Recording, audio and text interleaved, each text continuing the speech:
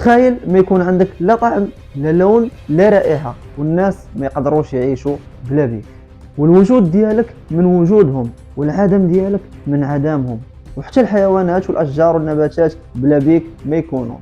عرفتوه شكون؟ رحبوا معي يا سادة بالماء. قال تعالى: وجعلنا من الماء كل شيء حي أفلا يؤمنون.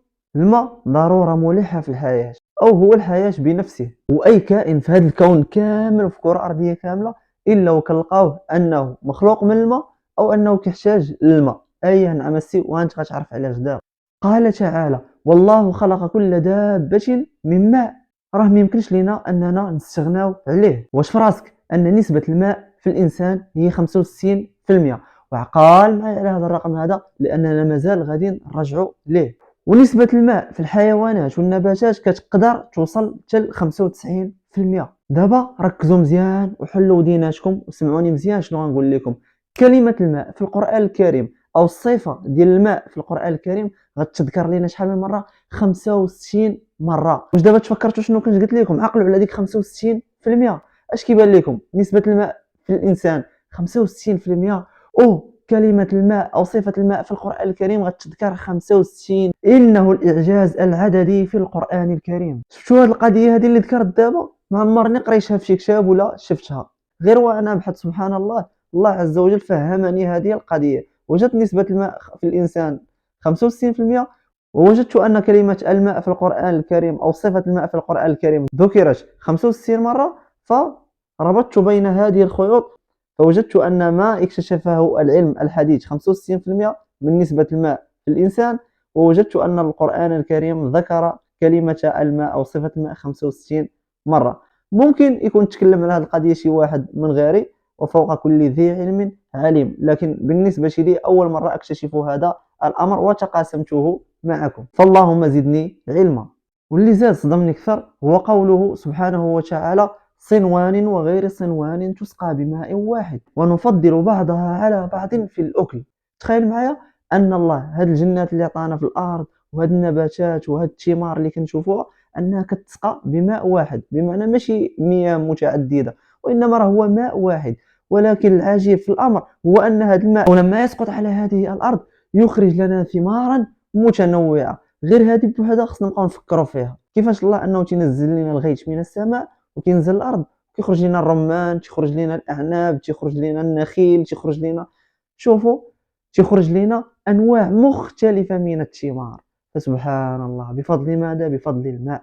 هذا هو ما يسمى بالتدبر. دابا حنا الماء عندنا في الروبيني ما مسوقينش ليه، ولكن ما عارفينش النعم اللي حنا فيها بهذا الماء، وهذا الماء شنو كيقدر يدير في الحياة. ايوا ما علينا غير نقولوا سبحانك ربي ما أعظمك. عرفتي باش تكون الأرض ميتة وتجي تحياها؟ راه واخا يكون عندك مال ديال قارون، واخا يكون عندك مال ديال الدنيا، والله الا ما كان هذا الماء لخرجت لك ولو شجرة زيتون واحدة، والله ما تخرج لك. قال تعالى: وترى الأرض هامدة فإذا أنزلنا عليها الماء اهتزت وربت وأنبتت من كل زوج بهيج. سبحانك ربي سبحانك. على أي دابا عرفنا قيمة الماء في القرآن الكريم، واش حافظنا على هذا الماء في المغرب؟ لا. علاش؟ الجواب هو اللي غنقول لك دابا. بغض النظر على الذنوب اللي درنا اللي بسببها الله عز وجل حبس علينا الغيث من السماء، غنلقاو اسباب ماديه اللي هي ايضا بدورها نهانا عليها الله سبحانه وتعالى اننا نقترفوها، بحال الاسراف في الماء في الزراعات اللي ما كتصلحش انها تدار في المغرب وكنجيبوها وكنستوردوها وكنزرعوها في المغرب، فهذا ايضا يعد من الاسراف. وهنا غنفكركم بواحد المخطط اللي هو معروف في المغرب بالمخطط الأخضر. هذا كان من بين الأسباب اللي أثرت لنا على المياه. وملي تنقولوا المياه كنقصدوا بالمياه هنا المياه الموجودة في السدود أو المياه اللي موجودة في جوف الأرض. فهذه المياه كتقل لأنها كتستعمل في شي حويجات اللي ما خصهاش تستعمل فيهم، كزراعة لافوكا على سبيل المثال اللي كتكلفنا غاليا.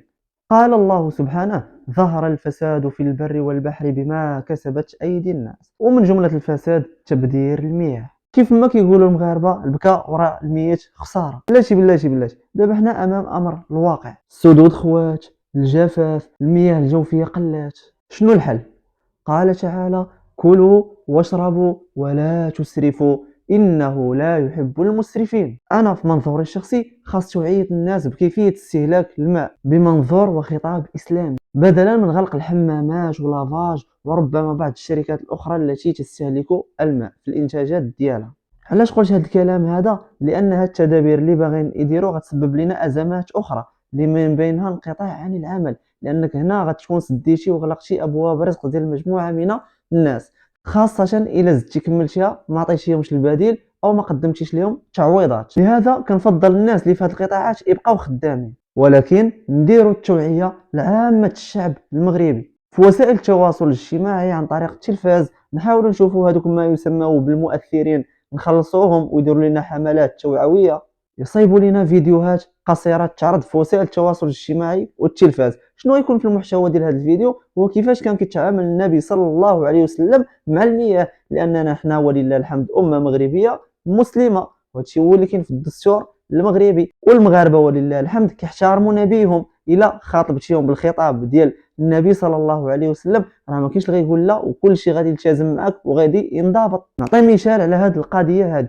غلقوا ان النبي صلى الله عليه وسلم كيف ما روى لنا انس رضي الله عنه انه كان تيغتسل بصاع. شحال هو هذا الصاع؟ هو 4 امداد، وهذا المد شحال كيساوي تقريبا من مليلتر؟ هو حوالي 750 مليلتر. غنشدوا هذيك 750 مليلتر نضربوها في 4 أو 5، لأن النبي صلى الله عليه وسلم كان تيغتسل إما بصاع اللي هو 4 أمداد أو 5 أمداد. إذا نضرب هذيك 750 في 4 أو 5 وشوف شحال غتعطيك. هذاك الشيء اللي عطاتك هو اللي خصك تولي تغتسل به. هكا نوعيو الناس كيفاش يتعاملوا مع الماء في البيوت ديالهم وفي الحمامات وغيرها. حديث آخر رواه عبد الله بن عمرو بن العاص رضي الله عنهما أن النبي صلى الله عليه وسلم كان دايز مع الطريق، كان غادي، فاذا به غيتلاقى مع واحد الصحابي جليل اللي هو سعد، لقاه كيتوضا وتيصرف في الوضوء. النبي صلى الله عليه وسلم وين ها؟ انا كنحاول غير ندرج لكم باش كلشي يفهم. فسعد رضي الله عنه قال لي افي الوضوء اسراف؟ واش فيه حتى هو الاسراف في الوضوء؟ شنو قال لي النبي صلى الله عليه وسلم؟ قال لي نعم. قال لي وان كان في نهر جاري، ويكون النهر سيدي وما تبدرش الماء، ونهر عباد الله كيقول لك ما تبدرش. هذا ميساجني لصناع المحتوى يديروا هذه القضيه هذه.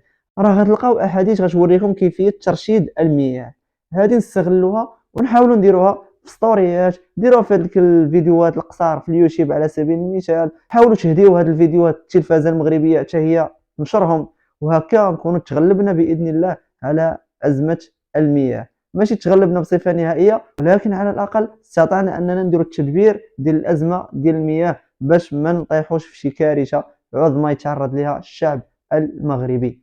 إلى هنا ننهي هذه الحلقة، إلى حلقة أخرى بإذن الله.